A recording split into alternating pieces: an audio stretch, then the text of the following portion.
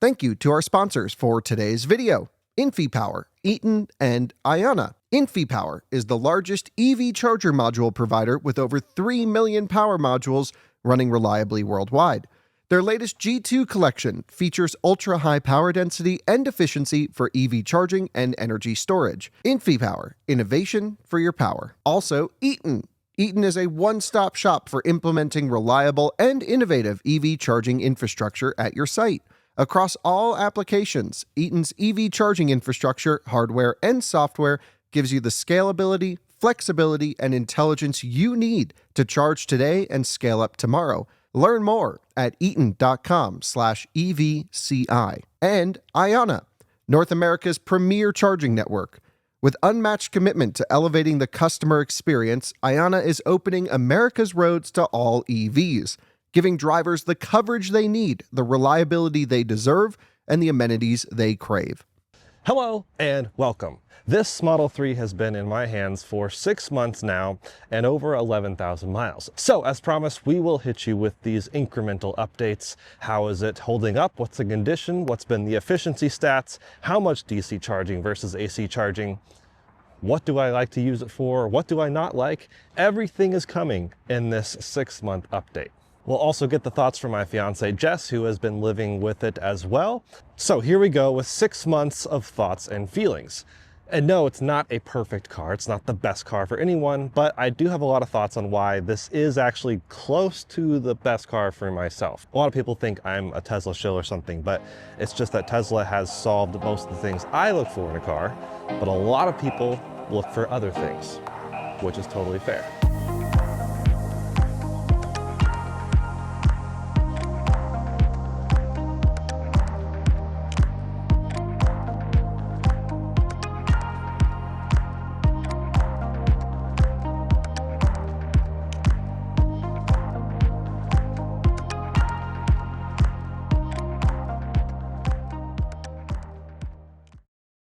Setting off on a drive to some random place. Actually, I'm heading to Liberty Station, which is a really cool spot. It's got superchargers of V3s and V4 cabinets, plus destination chargers, food, drink, everything you can imagine. Anyways, that's not the point of this video. My impressions. So, as a reminder, this is the base model. Long range rear-wheel drive. Of course, the original base model was the standard range rear-wheel drive, which they've discontinued now. That one had the smaller LFP pack. Didn't really maybe do so well. I don't know. I'm just glad they have this one now, although at 42 grand priced as tested. Now we're going down the wrong way in a parking lot. 42 grand, that's still a decent amount of money. But at the same time, you know, we have EVs that are now undercutting the national average of a new car price, which I do think is pretty good and cool. Because obviously we used to have headlines where it's like, oh, EVs will never reach, you know, average price. But now the average price of a new car in America is, I think, 48 grand. This one is 42 grand before any discounts or incentives. Now, of course, we don't really know what's happening with the incentives, so that's something to maybe keep track of. But for this, yeah, decent price.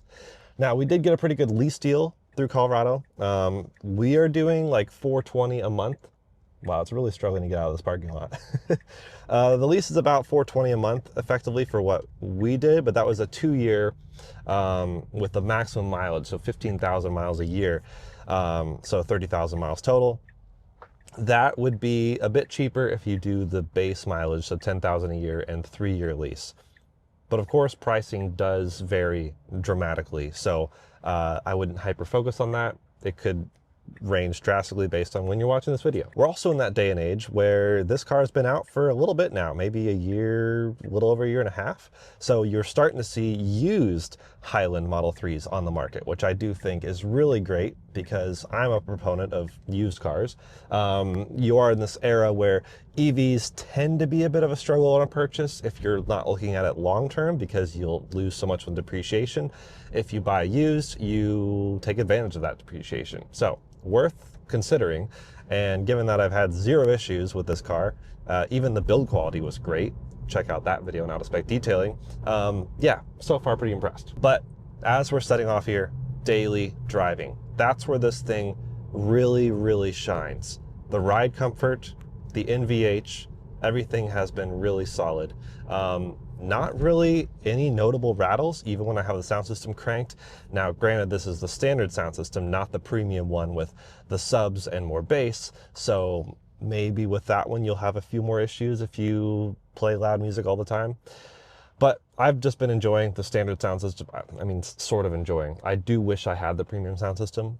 Of course, I wish that had this. In fact, the Model Y base model, long-range rear-wheel drive, gets that. It's so unfair. But daily driving, NVH, just the noise of the road actually is really impressive now that I'm back on the factory wheels. I've had really good experience with the Nokian tires, both the Surpass ASO1, you know, ultra high performance all seasons, ultra high performance and all seasons. They kind of coexist. And then the snow tires.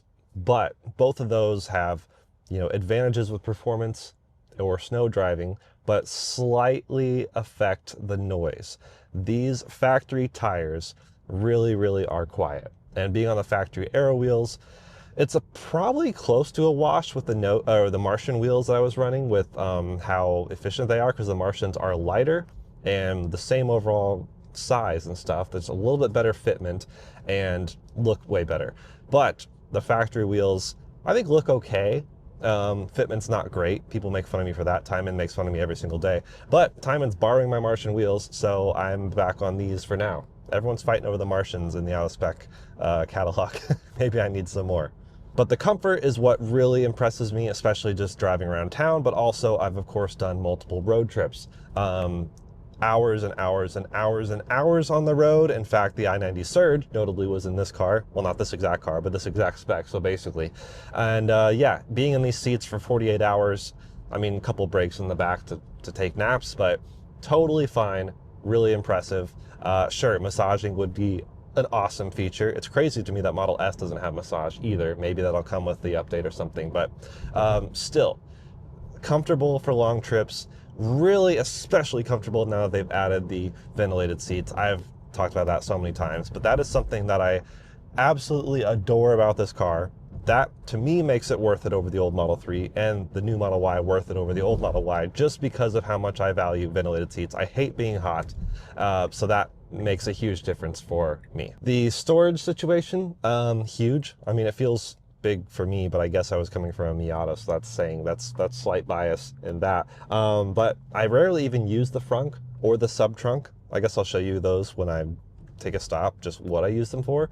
But you know, having all the ample storage. We're on a road trip right now. We're in California at the moment, and we could have the entire back seat area reserved for the dogs while still having all of our luggage for a month in the trunk and sub trunk for other things, and then the front trunk for other things. Like, dialed. This thing has the perfect amount of storage, I would say. Now, if you had more people, maybe you'd run into some challenges if you're doing a really long trip with like 3 or 4 people, but having 2 people, 2 dogs, everything you could possibly need for as long as you really want. Road trips, of course, we have videos of all of those on out-of-spec motoring. I took this over to Kansas City on the Martian wheels with Nokian snow tires because that was the middle of winter.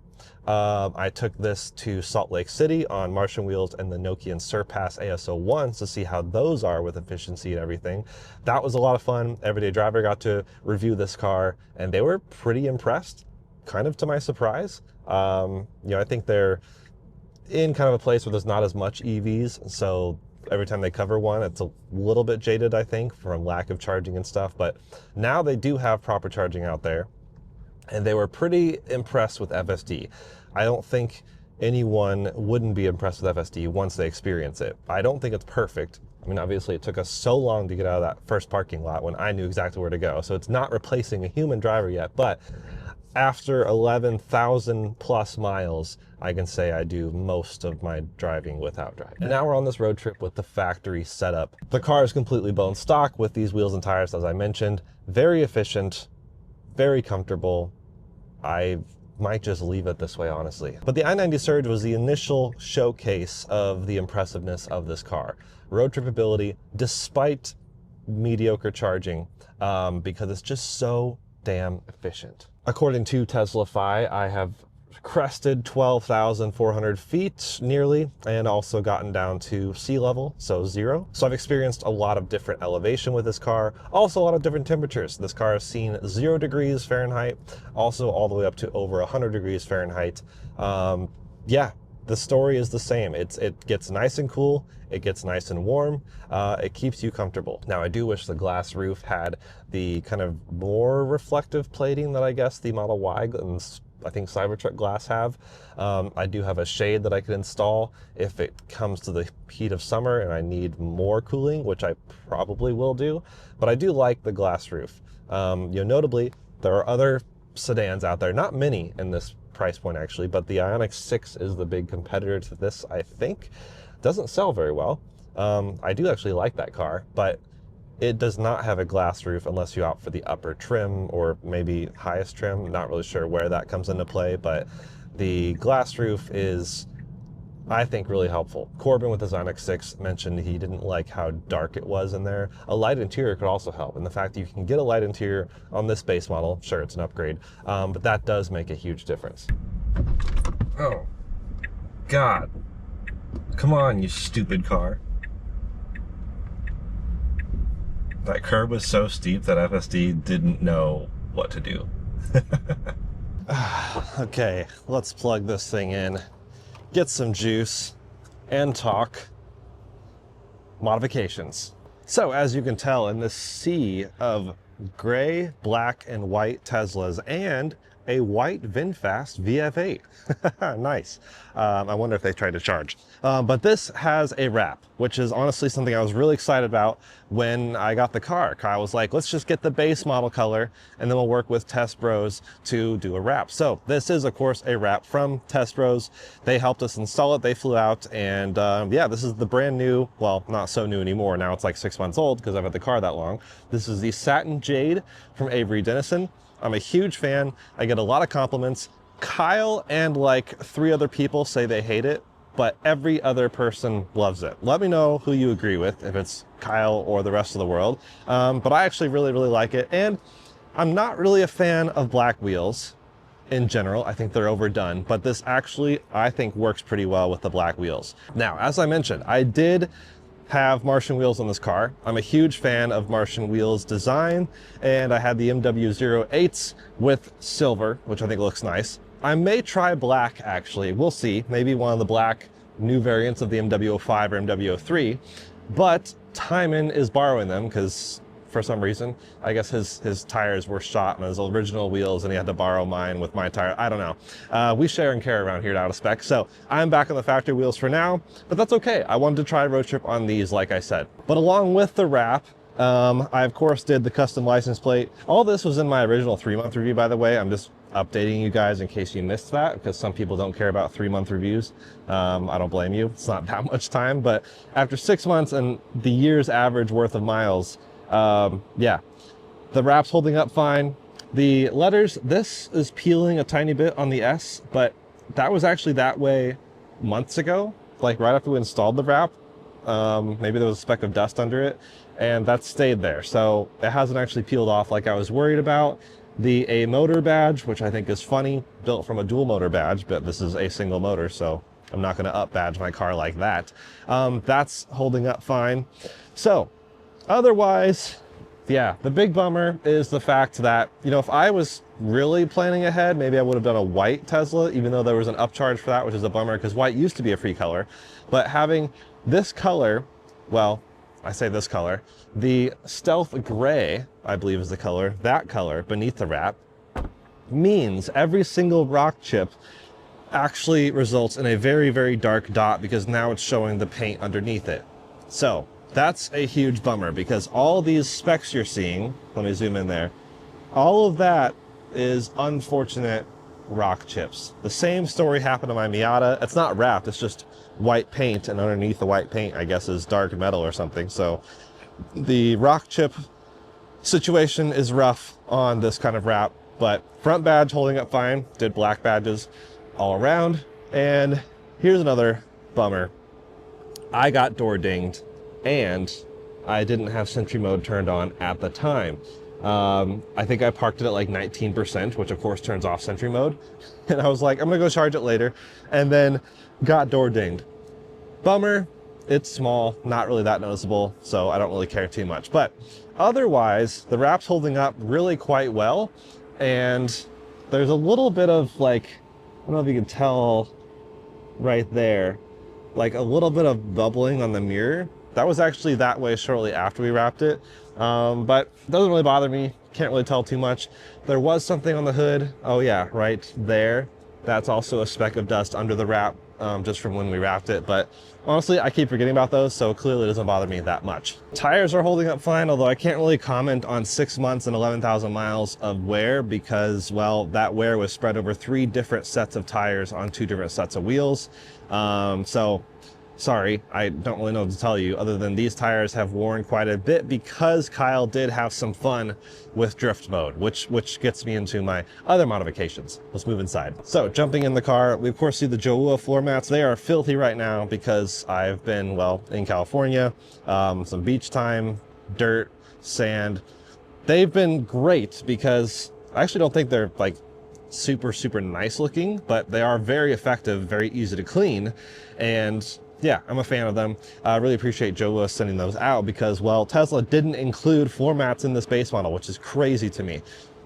So jumping in, Jowua floor mats all around, including the trunk and even the sub trunk and the front. And I also have, like I mentioned, drift mode, which is done through the sexy buttons by Enhance Auto. They also sent sexy buttons out, sexy stalks, and sexy knob. So I'm running the full sexy suite on my car, and I've actually really enjoyed it. The first thing I did was install the buttons. So they're actually back down here behind the screen, 2 in the middle, 1 on each corner. This is for like climate control. This one over here for glove box. These are associated with like drift mode and turning off regen. Each button has a single press, and I also did a press and hold feature. You can also do maybe a double or triple press. I can't remember. Each button could do 3 actions if I wanted, but that's just too many things to remember, especially since they're hidden, which means I don't have them externally labeled. Of course, all those functions can be done through the app themselves, so I actually do that quite a bit as well. I'll turn on preconditioning and stuff through that. But they're also somewhat redundant, which I'm okay with. I'm okay with redundant controls. I know it sounds crazy, but like, I do think the Tesla interior, although it's beautiful, it is Spartan, as people have noted. Sometimes as a complaint, I just think it's a choice. I would prefer, I'm always one that prefers climate control buttons. So I also installed the sexy knob and the sexy stalks, one on either side of the steering wheel. For those who maybe missed the update when I installed those, they did have an update that caused some connectivity issues, but they also had an update that fixed said connectivity issues. So everything's been working flawlessly. I get in the car, by the time it's on, everything works. So that has been fantastic. But I have this sexy knob here. Unfortunately, the metal doesn't quite match the metal on this Model 3. Maybe this was matched, you know, the previous gen facelift, so the end of the prior gen Model 3. That's entirely possible. But it fits perfectly between, you know, cup holders, the storage up here, and I really like this. You can have, of course, different like screens of menu options. You could have the knob have like 3 different pages of stuff. I turned that off. I just wanted the single page so that I don't have to like click and select the page and then do things. So I have this set to be my volume knob. Just at any time I swipe this, it affects volume on the car. Very nice knob, even better than the VinFast VF8, I would say, which is a huge high praise. But I can also jump into the cabin cooling, the right seat, the left seat, and the fan speed. So all 4 of these buttons are also climate control stuff, specifically seat buttons, which I love. I can just be driving, tap this, rotate it all the way to the left, and it stays on 3 literally like all the time, which means I don't really have to do much because this car remembers the settings, unlike some other cars out there. So yes, I love the knob a lot, and it even has the option to have a cable connected to the bottom of it.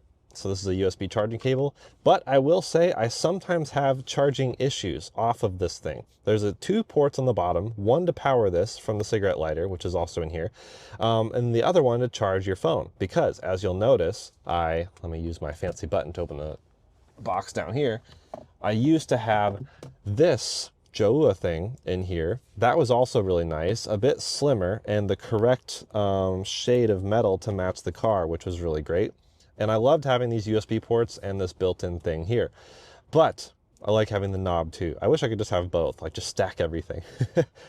This always worked. The charging always worked. The charging from the knob has been, I'd say, intermittent. And it sometimes depends on the device too. So I'm not sure if they have like a voltage sag issue or something. I don't know all the specs of exactly how this charging thing works, but in general, it works pretty well. But I also have USB ports back here and also one in here that's higher powered. So sometimes I'll run a cable out of there. It varies. And then of course the wireless chargers here, although I really wish those had been, you know, MagSafe or Qi 2, something magnetic as well. They heat your phone up. They're called Tesla phone roasters or warmers or something internally, I guess. I don't know. It's, yeah, not, looks nice, great implementation, but it just keeps your phone hot. It's terrible. Then there's also the turn signals. Well, stalks, I should say. Turn signal on this side, drive selector on this side.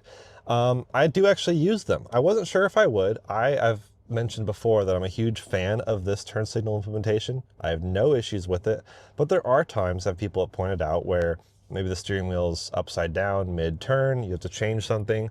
I like having this stock as a backup. It works perfectly, and I like having both because there's also times where my hand's on the steering wheel, I don't want to reach for a stock, so then I'll just use these buttons. I literally use these interchangeably, and I like having the option, which I know feels like the non-Tesla way, but that's fine. I'm not like Tesla can do no wrong. I feel like I've improved the car in my perspective with these knobs, or stalks, I should say.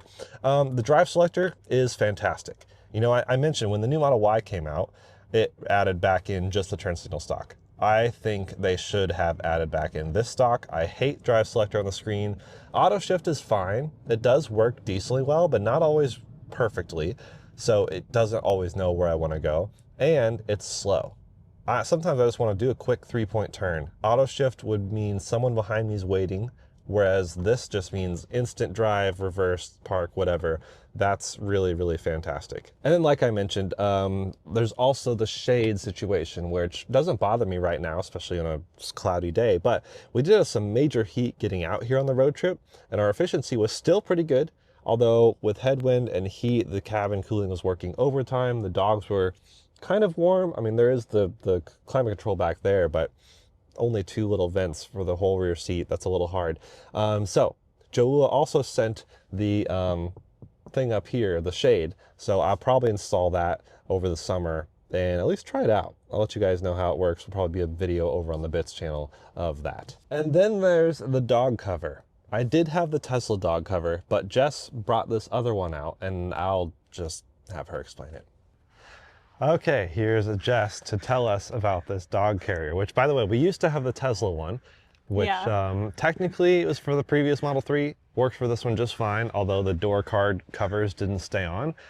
But you said we should take something different on this trip and probably use it for the foreseeable future because it's better and safer and everything. Yeah. What are we working with? Okay, so I was one of these Instagram ad things, which I didn't believe forever, and I kept getting served the ad, so persistence is key, marketers. But the unique point of differentiation of this dog hammock, as they call it, is that instead of it being like a loose piece of fabric, it's like hard the whole way. Is it like cardboard or like what? It's like, I guess it feels harder than cardboard, like a piece of plastic maybe. Yeah. Or like, you know, when you get those felt cubbies, drawers, like whatever material they put at the bottom of that to make sure it like keeps its shape. That's kind of like what it feels like. But it's solid enough to like hold up the weight of like both my dogs. And so if we break or if they're walking around, they're never like feeling like they're like falling into the like leg room area, because it just stays flat the whole time. And of course there's like storage, and it came with seatbelt buckle latches. So one buckles into the seatbelt, the other onto their collar. Yeah, or well, their harness. Harness. Not the collar. Yeah. That's not safe. And so, yeah, and so I really like it. I've also found that a lot of the fabric ones, like sometimes when you have sand or dirt, it kind of like finds its way through the fabric. But because this has like the plastic thing inside, everything truly stays on top, and I can literally just like unbuckle it, dump it out on the sidewalk, right, and then put it back in. Yeah. I mean, it seems pretty great. It latches on around the seat headrest. I mean, it's like a generic one, so it kind of fits all sorts of cars. And it like zips up if you don't want the dog drooling on like the doors or anything like that. And the middle has a vent so that if you have dogs that overheat like mine, you can make sure that the AC is like getting right in their face. Right. So that's super important, especially with cars that are center vented, like a lot of cars are. And that's still low enough to where cars that would have, you know, B-pillar vents would still be fine for the dog. So I think it's pretty cool. I think we'll just run that for the foreseeable future. Yeah, and I think the one that Tesla has, I think they say it is like water resistant, but it's almost this like velour fabric-y material that I just feel like eats and collects everything. Right. And like just stays really dirty. Yeah. So yeah, Amazon. Okay, let's also talk statistics and charging, because that is one of my issues with this car. On one hand, it charges fine. It charges better than that VinFast that's parked over there, for sure.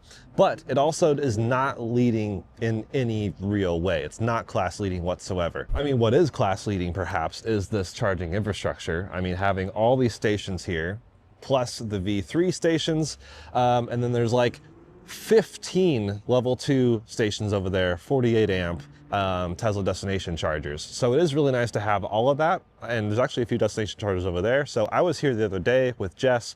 We walked around Liberty Station, checked out the shops, got some food. We were here for a couple hours. I just had the car plugged into a destination charger. I turned down the amperage just a bit so we wouldn't charge too much, but still remain charging the entire time we're plugged in. That worked perfectly. However, DC fast charging. That's something where I really wish Tesla would improve. It's interesting to see Colton's recent post on X/Twitter, because, you know, he showed off the Kia EV9 doing like 100 and something, 190 kilowatts at like 68%. I don't remember what it was exactly. I'll put the tweet on the screen. But yeah, that's impressive. This thing, by the time I get to 50%, I'm doing like maybe 100 kilowatts, probably right around 100. By the time I'm at 80%, I mean, I'm like charging super slow. Like, I'm here filming an entire video while I'm charging, which shouldn't be possible on a class leading charging vehicle, because you should basically be in and out. Now, granted, the rebuttal to that is that a lot of times on road trips, maybe you do have, you know, you want time to go eat, you want to take the dogs out. I mean, we've experienced the road trip on the way here.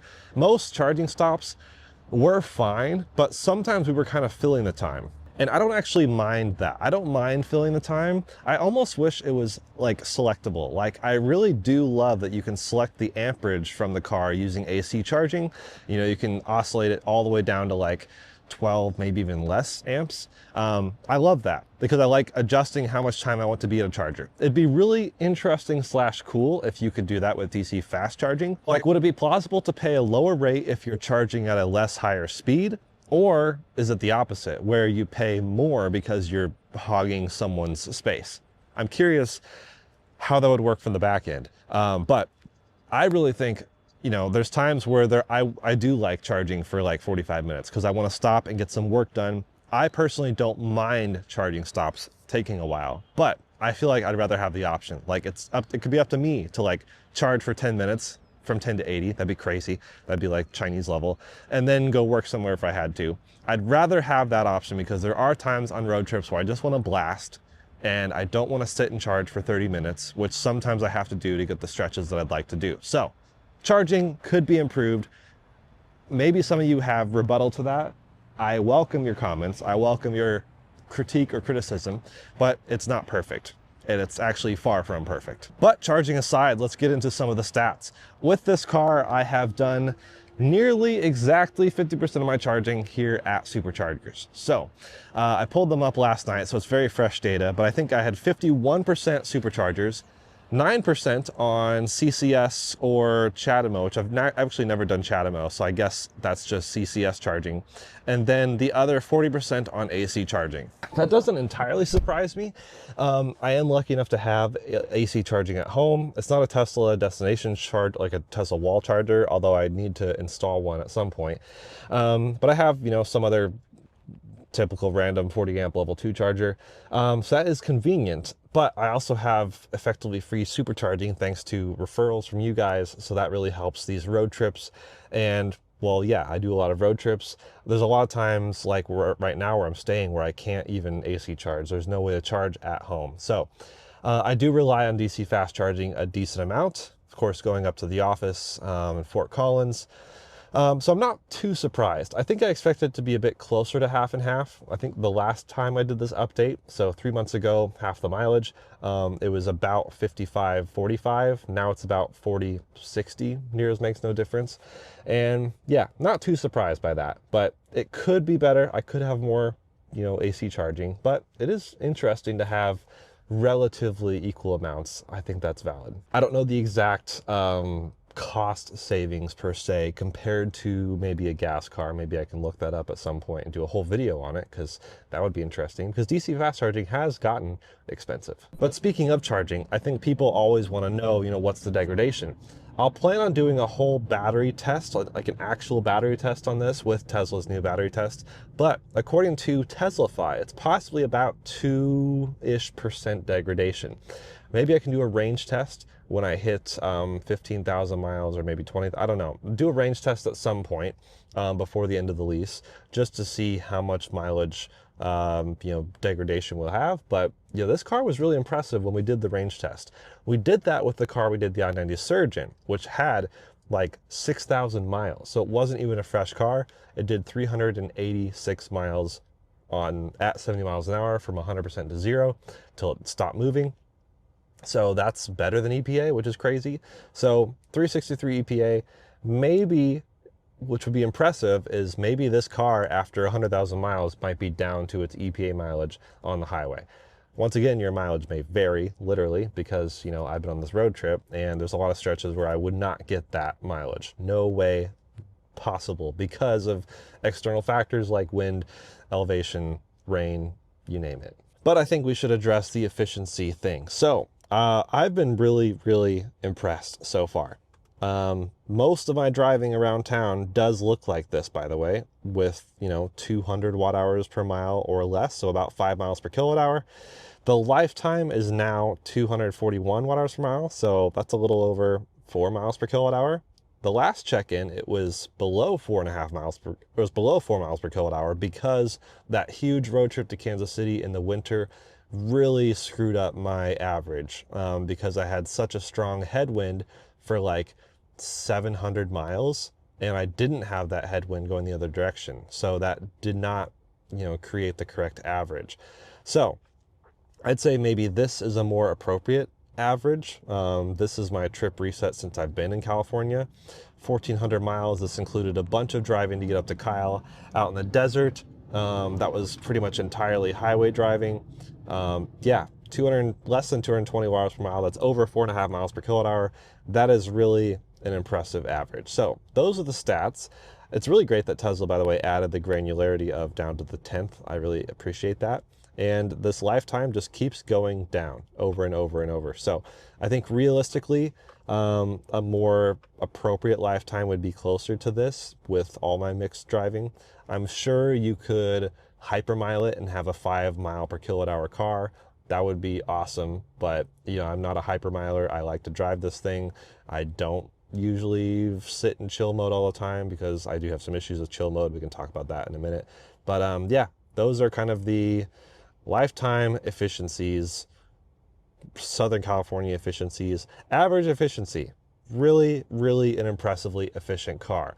It beat out every other car on the I-90 Surge for efficiency, including Lucid, which touts to be a really impressive, efficient car. So we'll see if we have anything topple this. But again, that's why we got this car, is because it is such a benchmark.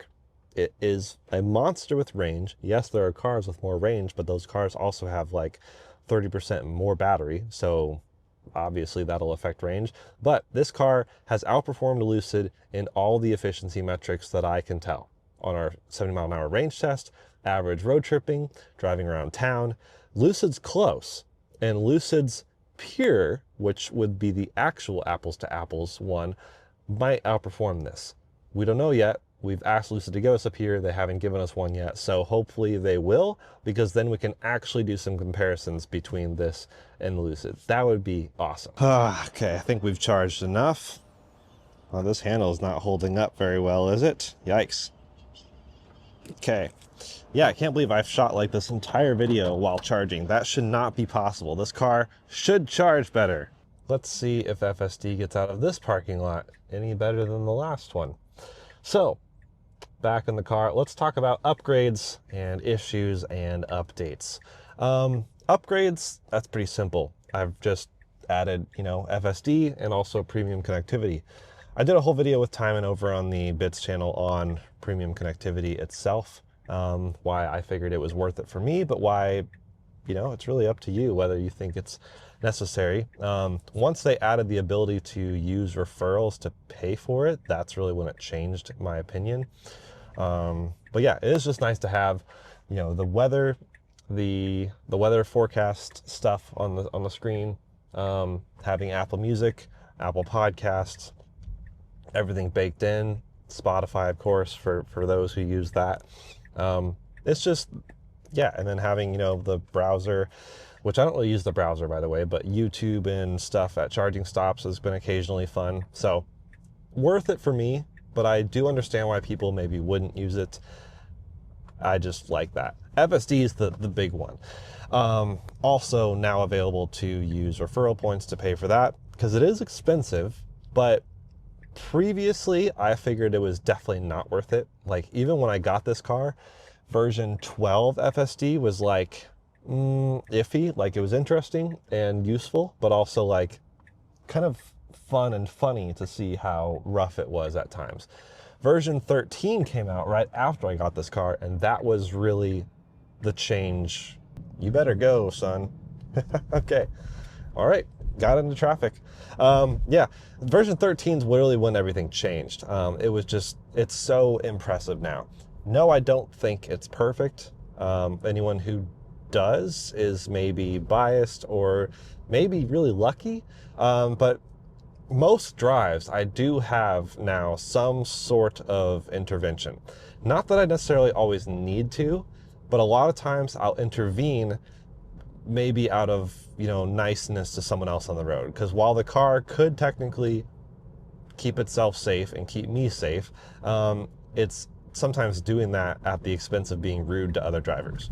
Like, sometimes it doesn't know how to merge super well, or doesn't let other people merge. It's sometimes a very selfish system.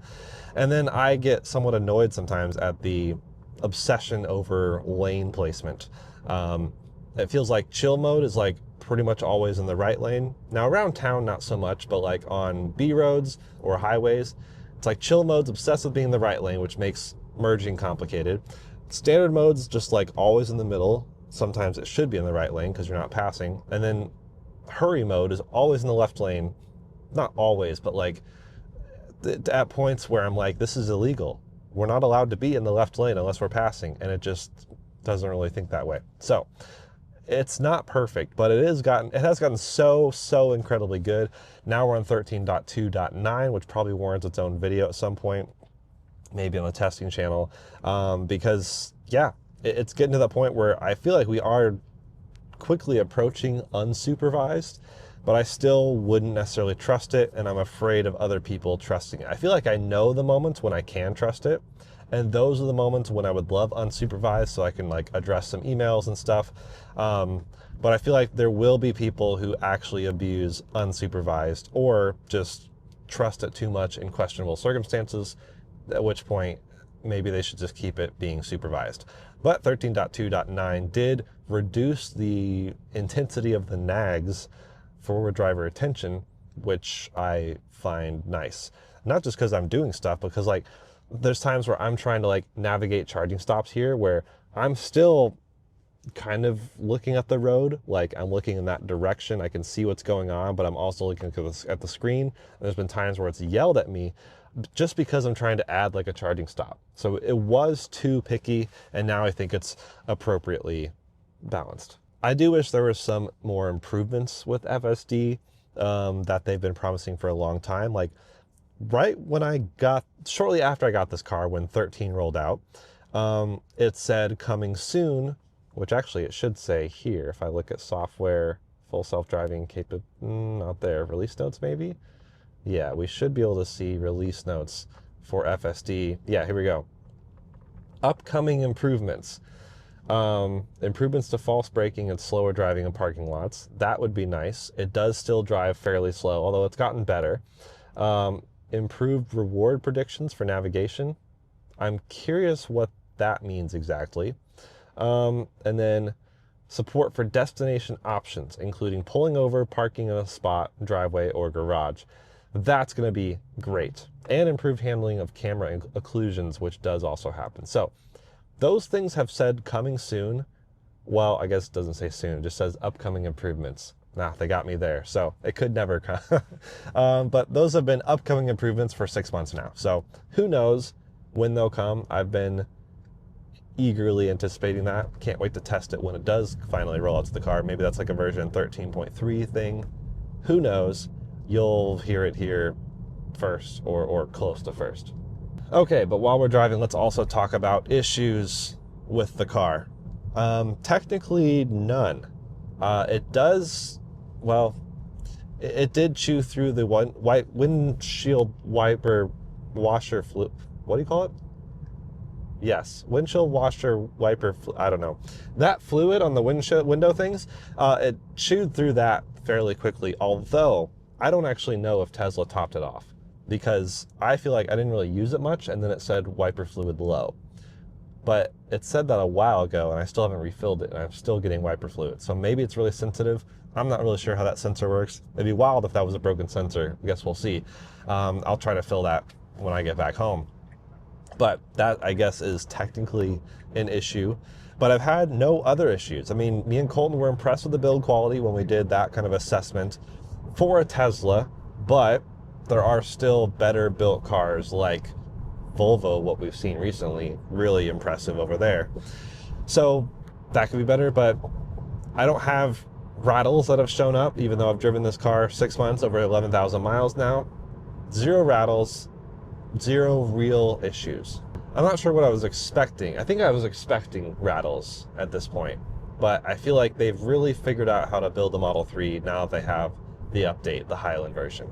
So I've blabbed enough. Let's go get my final thoughts, Jess's thoughts, and wrap this thing up. All right, we're back for some final thoughts, and I have Jess here with me, of course, showing us the dog cover earlier, but also just, I mean, you've been living with this thing as well for, can you believe it's been 6 months? Yeah. So how do you feel about it? I love this car. I would definitely get it with the full self-driving. If I didn't live somewhere where I needed my car to be able to take me off-road, like this Model 3 would be a no-brainer. Like it would be an immediate buy for me. Right. So I was thinking of things you don't like or things that don't make it as ideal. One of them being, well, it is a sedan. So I feel like you would be probably more Model Y customer, but also probably just Rivian R2 customer. Yeah, I just feel like even with an EV, I don't know if I would use it off-roading. Like, I don't know, if I needed a two-car solution, like I would have the Tesla be my daily driver and then have my 4Runner as something that I would use off-road. But otherwise, yeah, I don't know. It's perfect in like almost every way. Yeah, which people call me a shill for saying that. But I mean, there's a reason we got this car. It's with the benchmark for being a base model. I mean, everyone can fight me as much as they want. Like, there's a lot of things it does really, really well, objectively speaking. And there's things that still could be improved. Like, it's not the best charging. It's decent, but that's what everyone says to defend it. It could be so much better after we've seen all the Chinese cars that do like 2 or 3 times faster charging than this. Yeah. And then, yeah, otherwise it's mostly fine. I still wish there was an easier way to like splice in an aftermarket sub, because while the sound system's pretty good, it's lacking that like lower oomph. I've enjoyed spending time with the old Model S that I've featured recently, which has a driver display. I do like having a driver display. I like having heads-up display at times if a car does it right. So there are things this I think could have, but I've liked the things I've added, such as the knob and just even the stalks, I think make it easier. Yeah. But to your point, FSD has been really, really good. Not perfect. Not perfect. We have a whole video we need to do on its shortcomings lately. And illegal activity. And illegal activity. But otherwise, I think it's been pretty great. I'd also love to get tint. I feel like in the really brutal heat of summer, we may see, the dogs and ourselves being just a bit too hot in extreme heat. So more tint would be nice. I could throw the shades up top, like I said, to block some of the roof. I think other aero covers would be cool besides these. And otherwise, not really many mods. Like, I don't even want a spoiler because that would hurt my efficiency. No. Andreas, how could you? Otherwise, I don't know. It's pretty good. Yeah. Yeah. So, yeah, thanks for watching. That's pretty basic 6-month update. We'll see what happens in another 6 months. But as we suspected, efficiency has gone up and up and up, partially with weather, partially with just not having that crazy winter road trip that really ruined our efficiency stats. That was brutal.